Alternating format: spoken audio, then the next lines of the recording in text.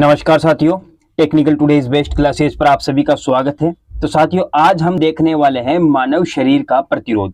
साथियों, मानव शरीर के प्रतिरोध की बात करें तो अलग अलग कंडीशन में अलग अलग प्रकार का यह प्रतिरोध पाया जाता है।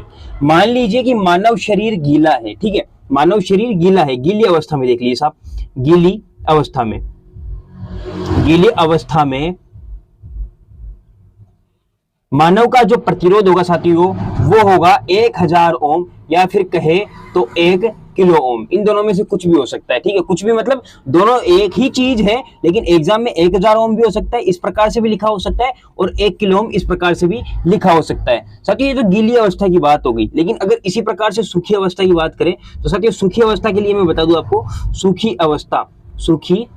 अवस्था साथियों, सूखी अवस्था में जो मानव शरीर का प्रतिरोध होगा वो होगा साथियों 1 लाख ओम तक। कितना होगा भाई?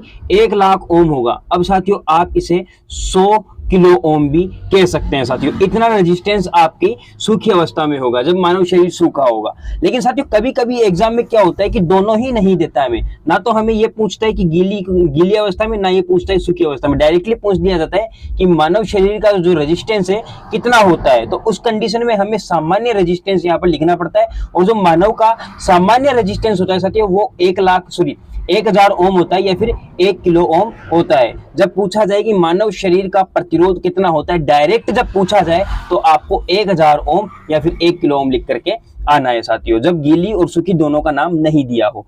अब बात करते हैं साथियों, जो मानव शरीर को झटका लगता है कितनी वोल्टेज पर लगता है, दोनों कंडीशन में देख लेते हैं, सूखी अवस्था में और गीली अवस्था, दोनों अवस्थाओं में देख लेते हैं। सबसे पहले गीली अवस्था में ही देख लेते हैं साथियों। जो गीली अवस्था, ठीक है,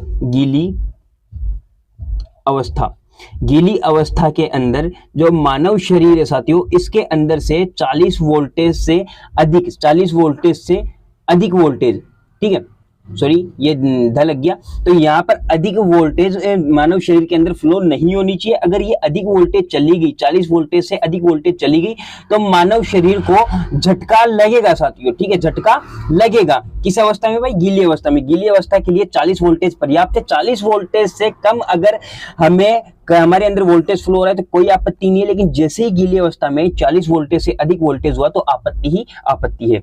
अब इसी के साथ बात करें कि सूखी अवस्था में, सूखी अवस्था की वोल्टेज, सूखी अवस्था में वोल्टेज साथियों, जो सूखी अवस्था है, सूखी अवस्था में जो वोल्टेज है 90 वोल्टेज से ऊपर, 90 वोल्टेज से अधिक वोल्टेज, ठीक है, अधिक वोल्टेज मानव शरीर के अंदर से फ्लो नहीं होना चाहिए, वरना यहाँ पर भी हमें वही कंडीशन देखने को मिलेगी, झटका लगेगा ही लगेगा साहब, ठीक है। तो ये कंडीशन होती है साथियों गीली अवस्था और सूखी अवस्था दोनों अवस्थाओं के लिए। अब यहाँ पर एक चीज और साथियों, अभी आपने ये सोचा होगा कि साथियों सर मान लीजिए कि हम मोटे हैं, ठीक है, और हम पतले हैं, तो क्या मोटे और पतले आदमी का भी रेजिस्टेंस अलग अलग होगा? तो मैं आपको बता दूं साथियों, जो मोटा आदमी होगा उसका रेजिस्टेंस और जो पतला आदमी होगा उसका रेजिस्टेंस दोनों का अलग अलग ही होगा। क्यों होगा साथियों? क्योंकि यहाँ पर हमें कंडीशन देखने को मिलेगी साथियों, आर बराबर L अपॉन ए, मतलब साथियों लंबाई बटा एरिया। मतलब मोटा आदमी जो है एरिया ज्यादा घेरता है, क्षेत्रफल ज्यादा घेरता है। अब ये क्षेत्रफल के तो व्युत्क्रमानुपाती है, मतलब जब मोटा आदमी होगा साथियों, मोटा आदमी जब होगा ना, मोटे आदमी का जो रेजिस्टेंस होगा वो कम होगा, ठीक है, कम रेजिस्टेंस होगा, और पतले आदमी का जो रेजिस्टेंस होगा अधिक होगा।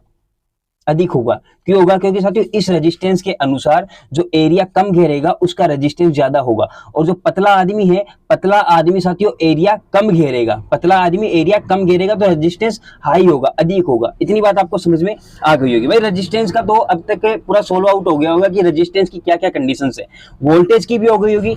अब लास्ट एंड फाइनल बच रही है धारा। क्या बच रही है भाई? धारा बच रही है साथियों। धारा इंपॉर्टेंट है। धारा साथियों, धारा के लिए मैं आपको बता दूं, मान लीजिए कि हमारे अंदर से 1 मिली एम्पियर, ठीक है, 1 मिली एम्पियर तक अगर हमारे अंदर से फ्लो हो रही है तो हमारे लिए वह घातक साबित हो सकती है, हम बेहोश हो जाएंगे। 1 मिली एम्पियर। अब सवाल यह है कि सर ये 1 मिली एम्पियर होता कितना है? तो साथियों वो मैं बता दूं आपको, 0.001 एम्पियर 1 मिली एम्पियर होता है। बात समझ में आ गई होगी। इतनी एम्पियर अगर हमारे शरीर के अंदर से फ्लो हो जाए तो हम हो जाएंगे साथियों बेहोश, ठीक है, बेहोश हो जाएंगे, मतलब ये हमारे लिए घातक है साथियों, ठीक है, घातक है।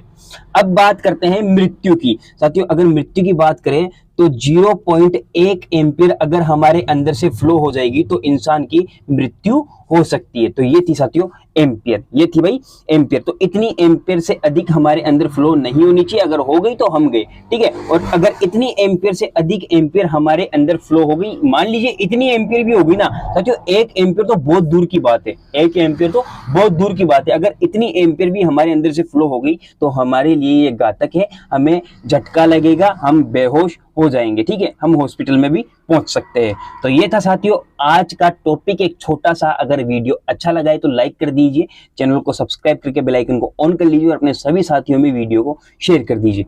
धन्यवाद साथियों, हमारे साथ लास्ट तक बने रहने के लिए आप सभी का बहुत बहुत धन्यवाद।